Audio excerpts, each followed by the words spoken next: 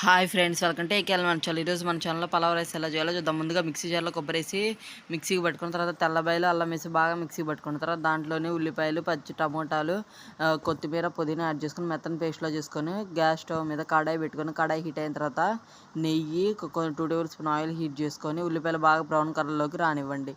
రానిచ్చిన తర్వాత ముందుగా మనం మిక్సీ చేసుకున్న పేస్ట్ వేసి నూనె అంతా ఎక్స్ట్రాక్ట్ అయిన తర్వాత తగినంత ఉప్పు, కారం, పసుపు వేసుకొని మగ్గనివ్వండి.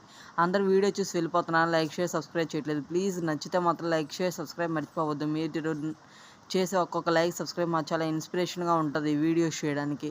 తర్వాత దాంట్లోనే ధనియాల పొడి, గరం మసాలా యాడ్ చేసుకొని బాగా మగ్గనివ్వండి. తర్వాత దాంట్లో కొత్తిమీర, పుదీనా కూడా యాడ్ చేసుకొని ఇదే స్టేజ్లో మీకు ఎంత కావాలో రైస్ దాన్ని యాడ్ చేసుకొని 1 గ్లాస్ ఆఫ్ రైస్కి 2 గ్లాసెస్ ఆఫ్ వాటర్ యాడ్ చేసుకొని బాగా మగ్గనివ్వండి. తర్వాత తెరిచి చూస్తే పలావ్ రైస్ బాగా ఉంటుంది. నచ్చితే మాత్రం లైక్ షేర్ సబ్స్క్రైబ్ మర్చిపోద్దు. Thank you for watching.